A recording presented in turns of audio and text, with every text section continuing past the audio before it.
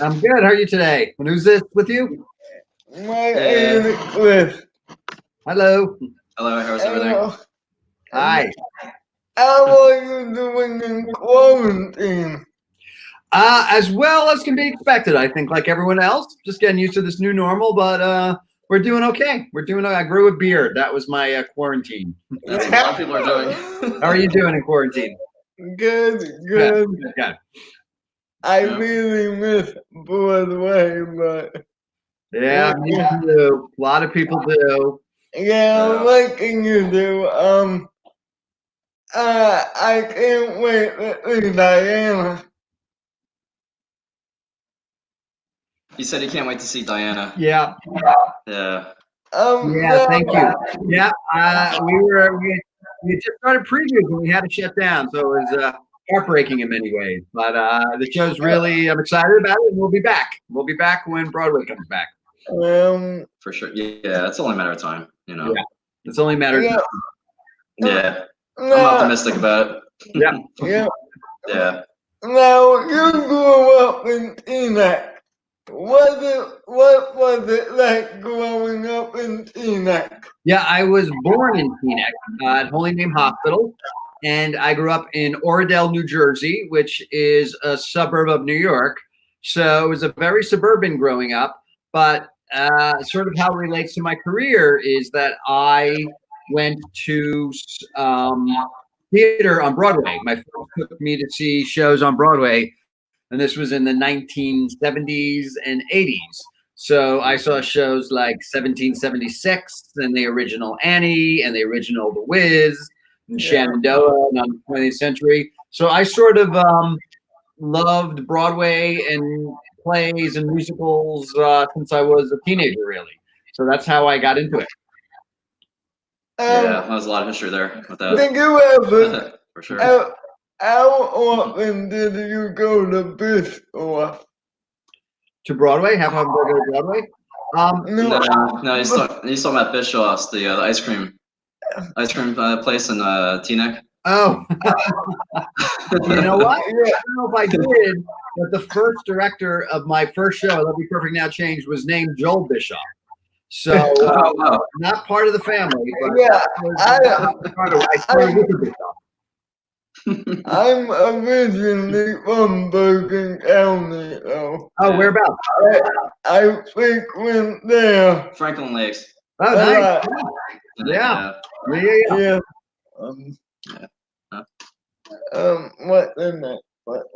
Oh, okay. Let me get my notes. Oh,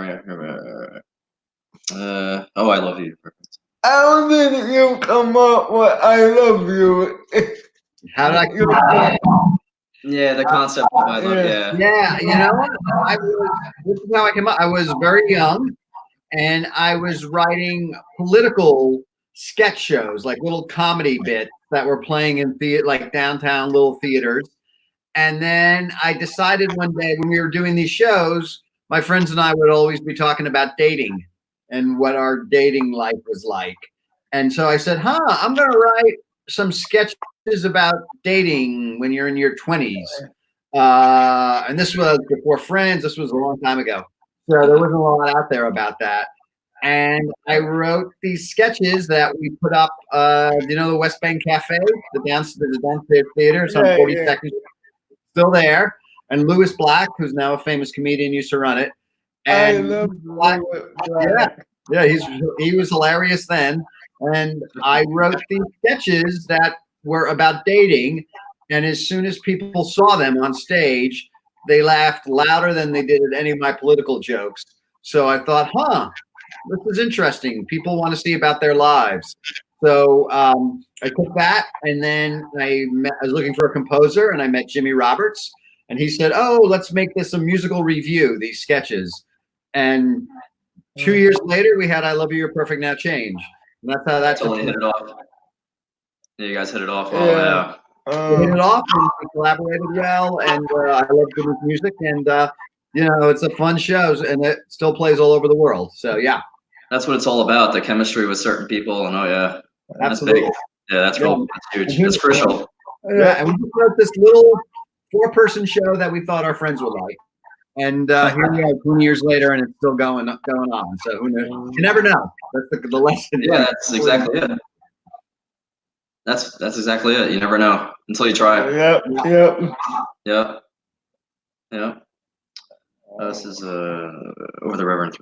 How did you come up with Over the River and Beautiful? Well, that's an easy one because those 4 characters are based on my grandparents. So I grew up knowing all 4 of my grandparents, and they were the sort of Italian Americans, loud and obnoxious, and very opinionated and joyful and funny. And we used to go to their house every Sunday for dinner in Cliffside Park, New Jersey. And that was the first straight play I wrote with no music. And it's sort of in the Neil Simon vein. And I thought, how can I capture their spirit of life, which was from another generation? So I just came up with this one-set comedy about their grandson, who was vaguely based on me, who wanted to move to across the country because of a job offer. And which fictional, which never happened to me. But I wanted to explore the difference between me and my grandparents, because I always said, if you look at my parents, you could see some of me and some of my grandparents. But if you take away my parents, how did I get from my grandparents, which just seems like 2 different species? Ends of the spectrum. They were mostly immigrants and first generation American, and they had the old country ways, which were very family oriented, and this. And very old school. And I was the American dream. You work hard so your kids and your grandkids can have a better and freer life and do what they want. So they were laborers. I was a writer, which they didn't understand. So most people don't, right? Yeah, and so I wrote. Especially the family. Once again, I wrote this comedy that I thought, Italians will like this, Jewish people will like this. And then played for 2 years off Broadway and is still around the world now. So that's how I came up with that show. Wow. Yeah, it's amazing. The contrast with all that. Yeah. It's such a big I difference. was very close to my grandparents. They used to come over every weekend and help, give my mom a break, Yeah. No, everyone has this. Everyone has the same family in certain ways. Like you say, it's the same family, different food. Right. Yeah. Right. Yeah. This is the idea. How did you come up with the idea of one of my favorite plays? Thank you. Oh, well, that's Elvis Jukebox, and it was one of the first jukebox shows on Broadway, I think, about 2005. And I was approached. That one, I was approached by the Elvis Presley organization because they had seen "I Love You, Perfect Now Change," I think, and really liked it. And they said, "Would you have an idea for an Elvis show?" And they didn't want to bio. They didn't want it to be about Elvis because they felt too much was written about him. And so I said, "Yeah, I love Elvis music. I love Elvis Presley." And then I was thinking about how do you take these songs that he sang and not about him? And I sort of thought to myself, this was over many months. I came up with this idea. It's going to sound quick, but I thought to myself, what is his music also has lasted so long and still sounds very fresh when you listen to it. I thought, what else has lasted that long and made people happy for so long? And then I came up with the idea of the Shakespeare comedies. So I thought, oh, that's interesting. Elvis and Shakespeare seemed like an unexpected, interesting choice. So I took a bit of Twelfth Night, a bit of Midsummer Night's Dream, a couple of the other comedies, and mucked them into this story about a roustabout who goes from town to town, bringing music to all of these places in Middle America. And that's how I came up with that with All Shook Up. So yeah, and let me show you. I can see my back. I have a poster. I am. He's got it. This is Cheyenne Jackson and Jen Baptiste, who's about to star in Mrs. Doubtfire. Yeah. So this is I have that exact Yeah, same I one. like this one. Yeah, Yeah. That was it's awesome. cool. Hanging in my bedroom. Oh, Right great. now. That's funny. Isn't there a sign? I think there's a sign. Yeah, mine Yeah, is signed by the old cat. Okay. Oh, well, fantastic. Now, did you Yeah. already have the story down before Cheyenne came into picture, or you tailored it Yeah. for him? No, I had already written when Cheyenne auditioned and then got the part. But whenever you do a show, you always write it to actors. Like once you're in rehearsal, you start hearing their voice in the role, and then they have suggestions, and some dialogue works better on them than other dialogue. So you sort of tweak things. So we didn't write it for him, though it seems like we did, I'm sure. And he was fantastic in the role. Yeah. Oh, So, he's a phenomenal actor. yeah. Yeah. Yeah. So, yeah, I- it was the right actor in the right role and combined like that. Yeah. Now, For sure. what was the significance of changing his wig from blonde to black? Oh, you really know you're all up, Jesse. That is impressive. That's very impressive. I We initially wanted to keep away from Elvis a lot, which was the initial instructions by the Elvis. And I thought it was I thought it was hilarious that our lead character was blonde and not the jet black Elvis hair. So when we did it, I think out of town at good speed. And then I remember we did it at the Macy's Day Parade with a very blonde wig. And it just didn't look great on him, and people were confused. And then so I think we went back to the Elvis people and said, even though he's not supposed to be Elvis, he needs to be a takeoff on Elvis. So we need to sort of go back to a more natural hairstyle. That's what we did. That makes sense. Let's see. Talk to Bender. how did you come up with your tactic Avenger? That was written with David Bryant. Yeah. How did you meet David Bryant? Well, And how did you come up with the idea between the two of you?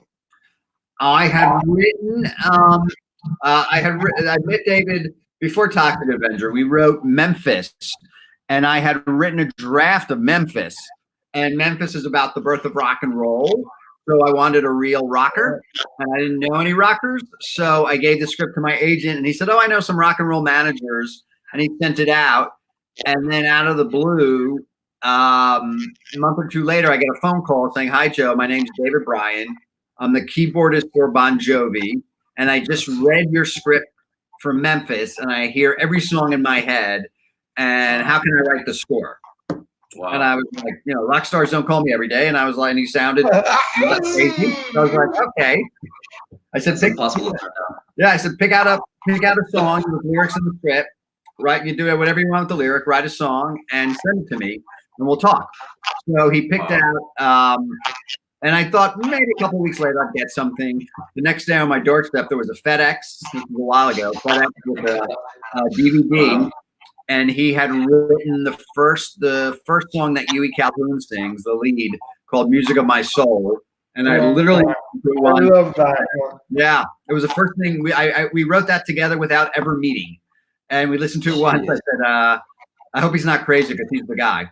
And then we started, and then we were working on Memphis, and then it had been done in a couple of productions out of town, and we had some producers interested for New York, but like a lot of shows, it was taking a while to come in.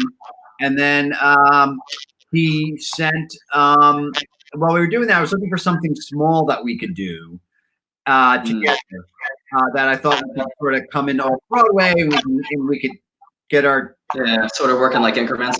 Yeah, sort of like your little, just be a big Broadway show with a lot of pressure and a lot of money. And I thought, can we do something small and fun first, sort of get our teeth wet as a writing team?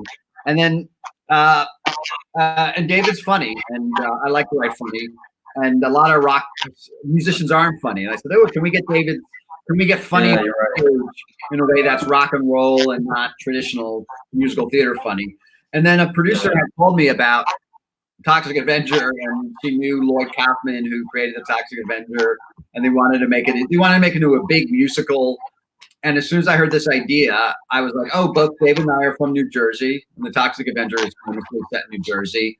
And I said, "We'd love to do it, but I want to make it small. I think it should be Theater of the Ridiculous because it's such a ridiculous story." I said it should be Toxic Avenger and the girlfriend and his mother, and then two guys who play all the other roles. So that's how that show, because I wanted it to be small and I thought it'd be fun that way, and that's how the Toxic Avenger started.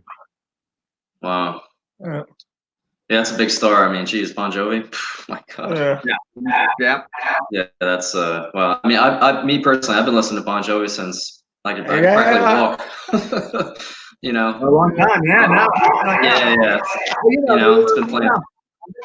Yeah. I met David in the 90s. What happened was after Rent, the musical Rent opened, suddenly theater became cool. Like, it wasn't like rock and roll people didn't write theater before then because it wasn't cool. But suddenly it was cool. And so suddenly people like David were, his manager was saying, "Why don't you write a show? You get to write 20 songs and 8 great singers, sing them 8 times a week, and you get an album, and you get So that's how I just met him at the right time. And I grew up on rock and roll, so I love theater music, but I love rock and roll. So I love combining the two, and making rock and roll work on stage, which at the time, 20 years ago, wasn't common. Now it's much more common. Yeah. It really was the first to make that very successful leap from rock star to theater star. Yeah, it's a different dynamic, obviously, between the two worlds. Yeah, and rock and roll is about energy, and theater songs often are about lyrics and stuff. So it's combining the two, and it can be tricky. Yeah, it's tricky. And David is willing to learn. A lot of, I think, rockers come in thinking like, "We're gonna make this like this, and it's gonna be like this, and this is the way it's got to be." And David was like, "Well, I like it like this. So maybe we can make it like this too." So that's a big thing with David. Yeah, it's interesting. Let's see here. When he did Memphis, the role of Bobby changed. How did the role of Bobby in Memphis when you had James Monroe Angle on? How did it change? Well, James, we had done a couple of productions of Memphis, and then we were going. This was before Broadway, and then we were going out to Theater Works, which is in Palo Alto, right outside of San Francisco. For, I believe, our third production before New York, or maybe second. That was our second production, and our choreographer. And we were using 4 or 5 of our original cast who we had used from New York, but we decided to cast the role of Bobby, who was the janitor out there. And I always thought it was an older gentleman. I just thought it was an interesting idea of this older guy who'd been a janitor for all these years, was working in custodial work, and suddenly got a chance to. But it was a singer and suddenly had talent, and no one ever thought of him for that, and suddenly had a chance. So that was the conception of the role. And then our choreographer, I remember that Sergio Trujillo, went out to audition some dancers for the chorus. And James, who was, I believe, from San Francisco and had worked out there a lot, wasn't in New York at all, came into audition for Bobby. And Sergio called us up and said, "We have to cast this guy right away. He's fantastic." And they said he can do a split and a cartwheel, and he's a big guy, so you don't expect that. So I think very agile. Yeah, amazing. We hired him, and we were his. I think we were his Broadway debut. I know he also did the 25th annual Spelling Bee. I think maybe while we were waiting, I think he replaced Derek Baskin, who had done the show with him. And then we recommended James for that. But I think it might have been his first Broadway show. Then he did Memphis for 3 years, and then he got Aladdin and with him. So he's a remarkable performer and a great guy. Yeah, that sort of catapulted him, really. Yeah. He just walked down the house every night. Yeah. Yeah, his energy is unprecedented. Yeah. He's like stages. He can perform as a larger than life person, so stage is his perfect. That's his home. Like he needs that bigness. Yeah, he's great. Yeah, he's right at home there. As you know, me and James are close. Oh, are you guys close? Oh, great. Yeah, we are very close. Oh, good. Well, tell him I said hello when you talk to him next. If I don't, I will. Next question. All right. Tony worked for Memphis. How was it like winning? What was going through your mind the day you won the Tony Award? Well, it was like a childhood dream come true. It was very surreal to be there and to be sitting in that audience with all these people who I admire so much. And then I thought we had a chance to win, so which made me much more nervous than I would have otherwise been. I thought we had no chance, but I thought we had a decent shot. So we sat down, and the first two awards were best score and best book, and then David won.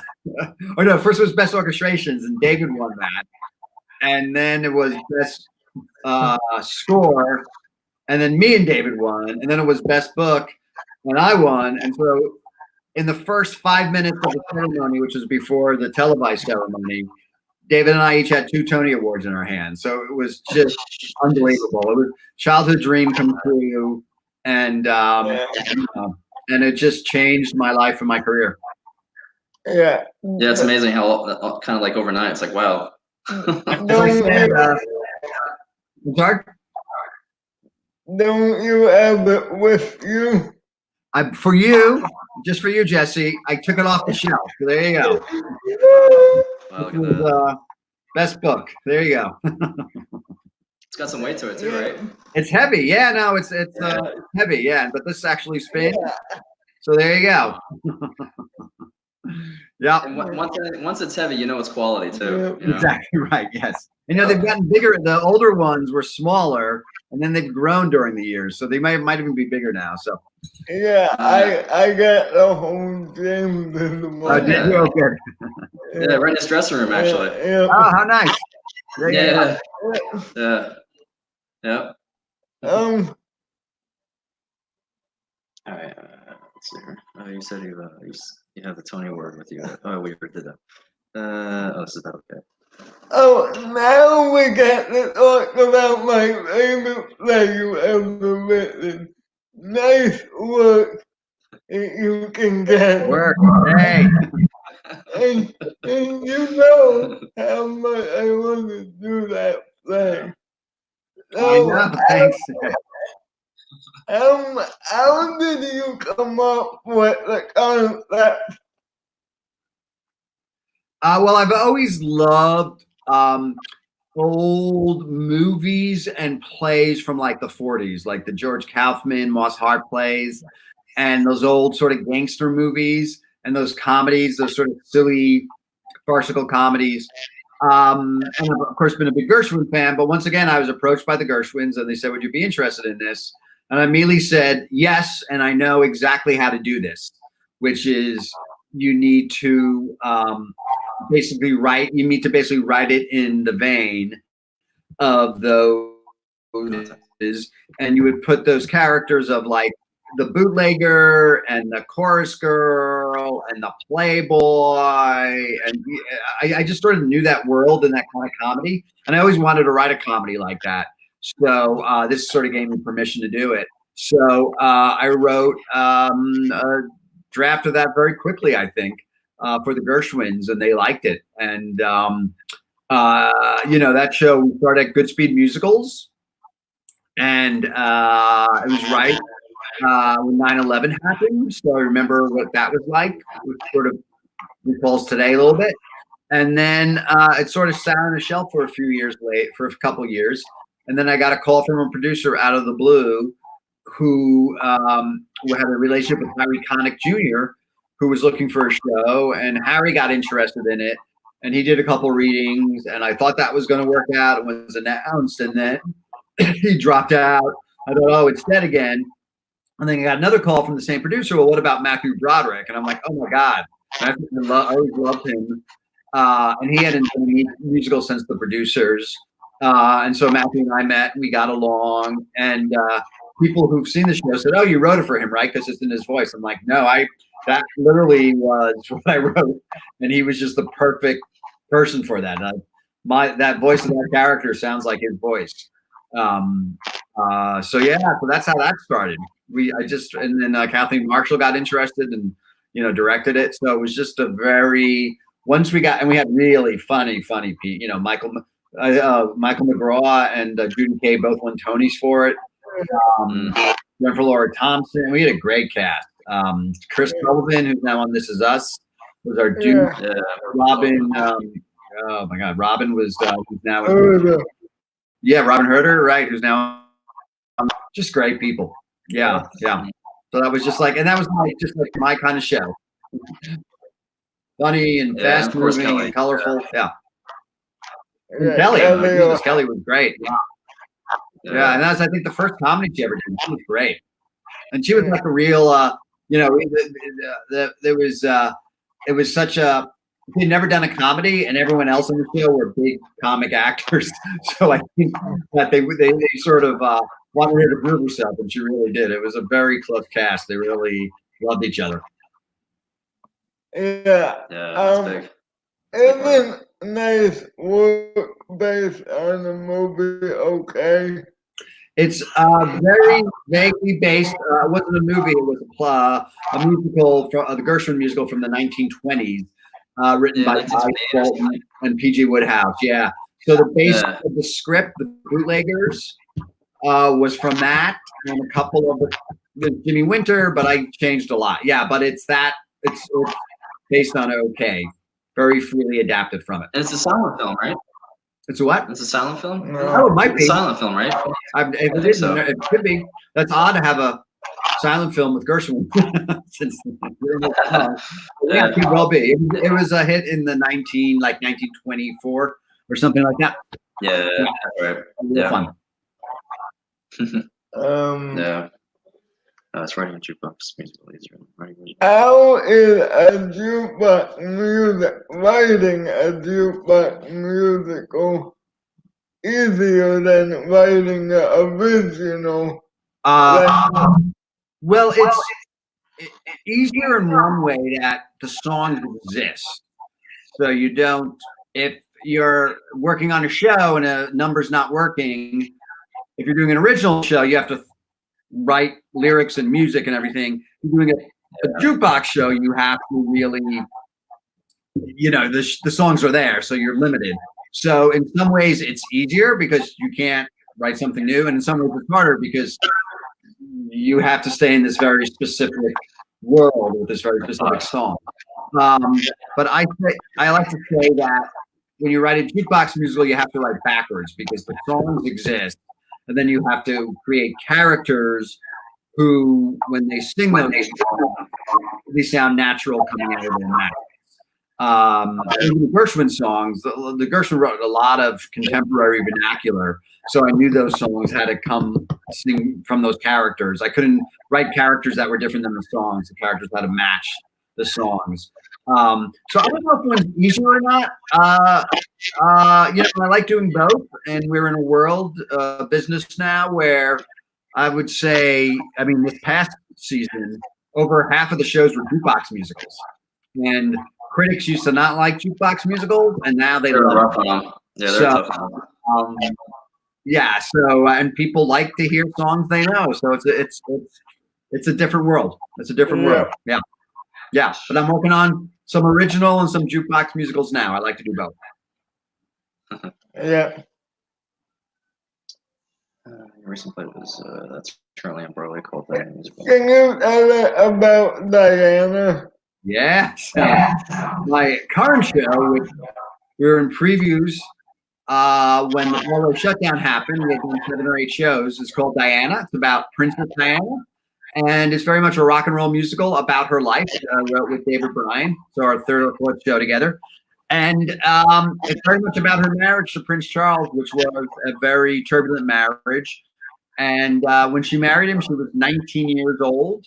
She was extremely young. She wasn't very well educated. She came from a very aristocratic family and was pretty, and he picked her out, and she happily married him. And then she found out that he was in love with another woman. So the play is about how she navigated herself through that marriage, and about how she found her voice in charity work and helping other people, and how finding that voice helped her emerge from the marriage as a complete whole person. So it's a big epic story about a royal marriage and a royal triangle. And it stars Gina DeWall, who is will knock your socks off. And we were several performances in when we were put on pause because of the virus. And when Broadway comes back in the next few months, we will be back. So you have to come see it then. I will. Definitely. Did you know that Judy Kay was gonna be the queen all along? Yes, I wrote the role for her. I worked with Judy in Nice Work If You Can Get It. And when I was started on Diana, I was like, what American actress could play this role? And I thought, oh, Judy. Because I know Judy had the gravitas of the queen, but I knew Judy also could certainly sing whatever we put in her mouth. And I knew she had a good sense of humor.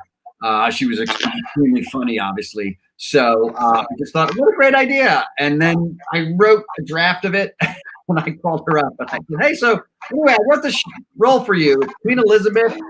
I have no idea if you'd be interested or not, but we were doing the reading. And if you want to do it, I would love you to do it and see if you like it. And she said yes.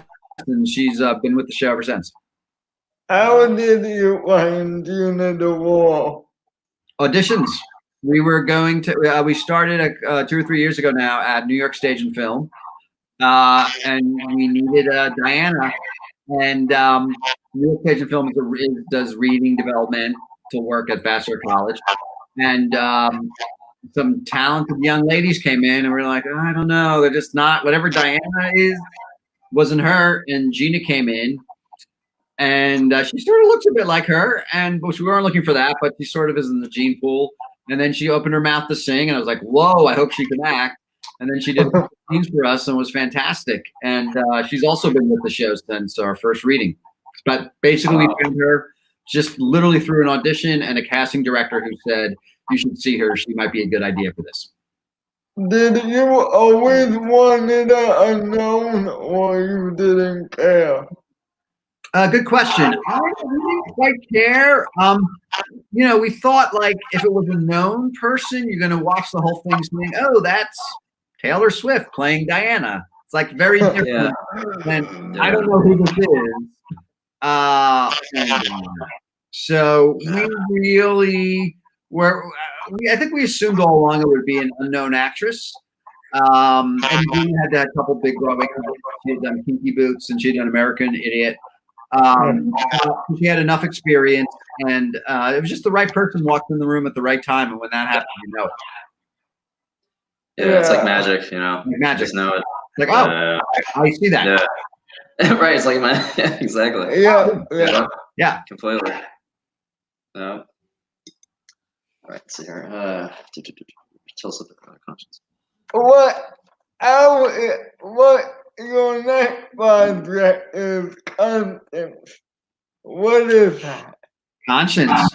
Yeah. Well, Conscience it's a straight play. It's a political drama. That was also, we had just played about 7 or 8 performances at George Street Playhouse, where I work out of a lot. And it's about, it's a 4-character play about Margaret Chase Smith, who in the 1950s was the first senator. She was the only female in the Senate, and she was the first senator to stand up and denounce Joe McCarthy on the Senate floor. And Joe McCarthy has a lot of echoes of Donald Trump. He was a real sort of demagogue, and he really was very vindictive and really tapped into something in America at the time and was very powerful. And he was also ruining innocent people's lives, and she stood up and denounced him. And then he went out to destroy her. So Conscience, and then she wound up giving her famous speech was called the Declaration of Conscience, which was a speech against him on the Senate floor. And then he went out to destroy her. So this is a 4-character play about the battle between Joe McCarthy and Margaret Chase Smith. And really well, the great Harriet Harris was our star. And the virus shut us down. So I'm hoping that comes back to that one. We'll see what happens with that, Joe, but it was going really well. Yeah, I'm sure it'll pick up. Yeah. Now, other than that, you're writing a Dr. Seuss musical. Yes, I am. Can you tell a little about that? Sure. Yeah. And right before I did Diana, we did a reading of this show, and it went very well. It's called If I Ran This. It's based on a book. I don't know what our title will be yet, but it's called If I Ran the Circus, which is about Morris McGurk. If you saw the Seussical, it's the second. There's a song about Morris McGurk. I think it opens the second act. But our musical, I sort of took this very sort of preschool Dr. Seuss book about this 10-year-old kid who has this great fantasy and imagination, and he goes around and it plays in a junkyard and imagines this fantastical circus happening there. And there's an old man named Sneelock who owns a junkyard who keeps trying to kick him out. But Morris is this optimistic kid who just sees the circus happening in this junkyard. And that's the entire plot of the book. It's a great book for little kids. And I basically took that plot and expanded it into a whole universe.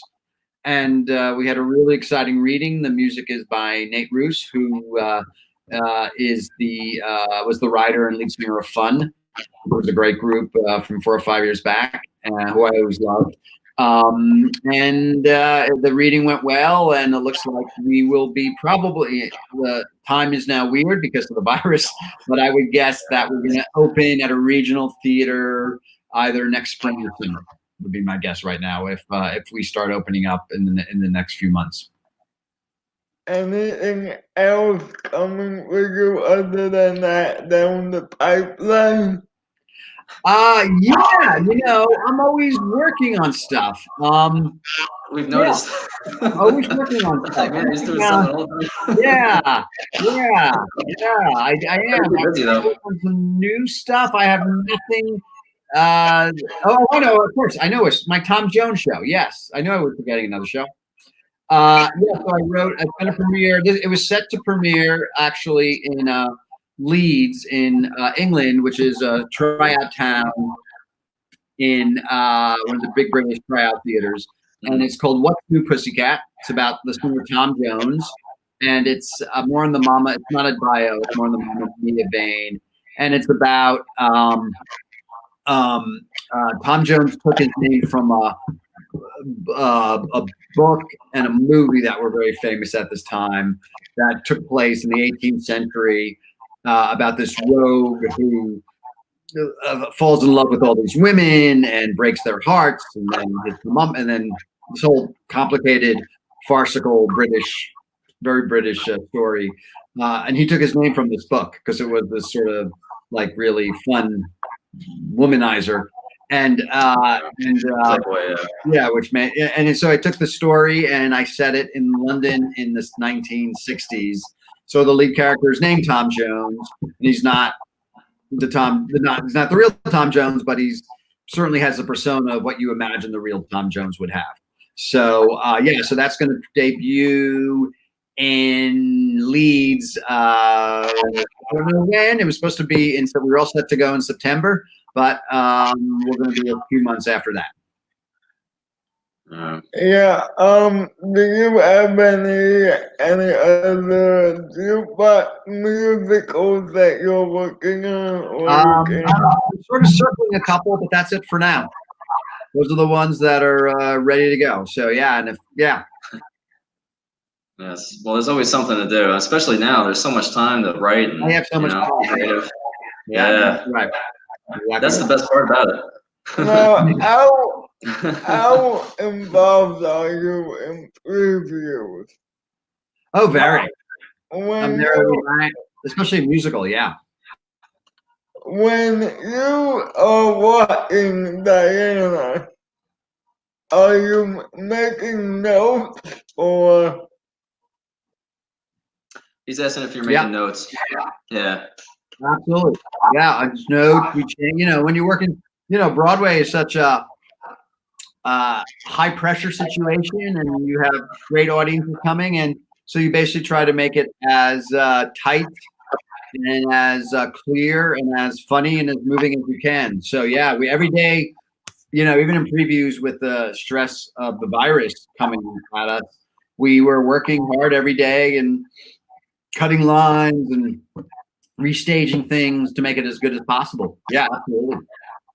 How much of a notice do you give the actors that new pages are coming? Sometimes it's that. No, I try to only. It's usually that afternoon they get new pages. Generally that night we put in the changes if we can, unless they're too complicated. But when I rewrite for something like that, I try to distribute it amongst the actors. Like I would never give the Gina who plays Princess Diana, I would never give her more than 2 new lines a night. You know, I'll try to give, let's give some to the Prince Charles, you know, so I'll try to do that. So it's a tough spot to be in. Yeah, you know what, they're experienced and they know they know what they're to do. And some actors love that. They love the walking of it. And some actors are like, oh, like I need. No, but did you ever write a new song that day that at the book was in that night? That's a good question. Did I ever do that? I've certainly put in new songs during previews, but songs take longer because what you have to do is the actors have to learn the song, which takes an hour or two. If you have more than one voice in it, background vocals, it takes longer. And then the orchestrator has to get the song and orchestrate it, which takes a couple of nights. And then the copyist has to that's what you can do a new song, but you can't do a new song overnight. You can do it. That's like 2 or 3 nights. Yeah. But you can do new lines and you can do what you can do very quickly is cut a song because then you're just taking away things and sewing the other 2 things that come before and after together. It's like puzzle pieces almost, you know? Absolutely. Yeah. What I call a living canvas that we get to paint on. That's exactly what it is. What is David Bryant's writing process like?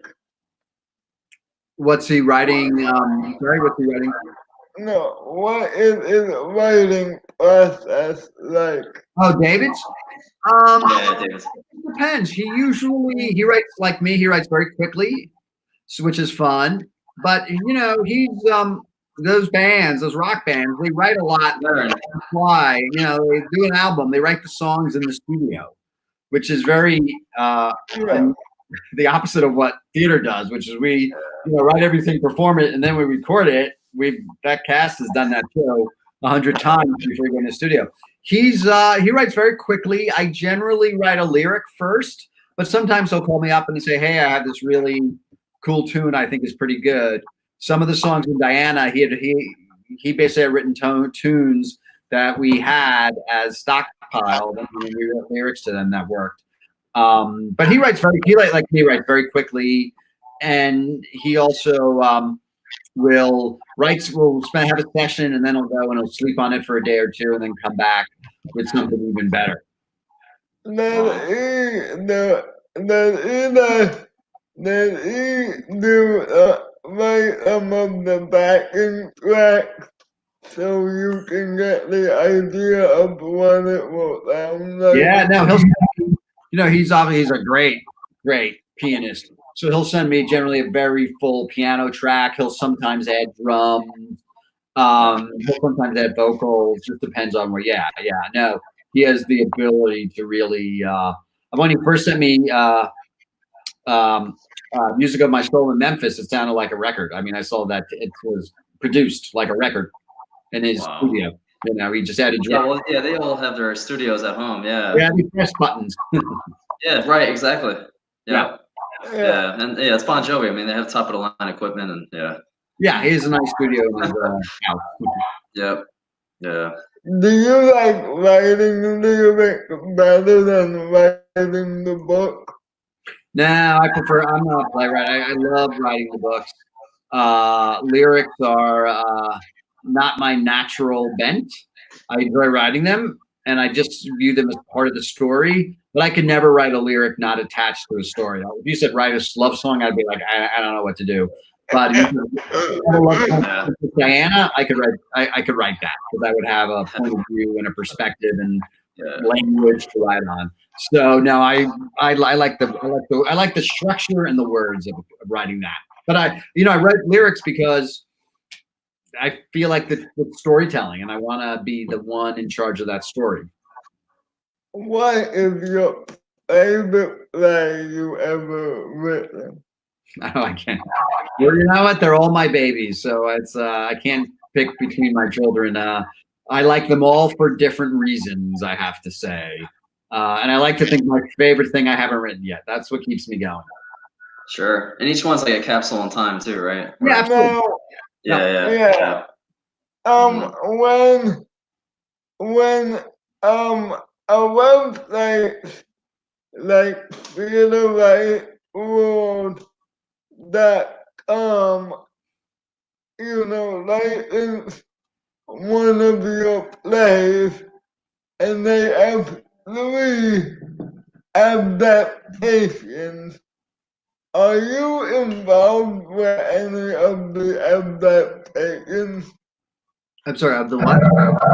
Are you involved in any of the adaptations, like on Theater Rights Worldwide? Yeah, like they have 3 copies, like the school copy, the regular. Oh yeah, like yeah. There's a school copy, there's a regular copy, Yeah, and there's the karaoke one. I don't get involved in karaoke at that level. I get involved in the main things, like if there's a published script of it, the script that goes out to theaters, I get very involved in. The first album for it. But then for some shows like I Love You Perfect Now Change and Memphis, I've had multiple recordings.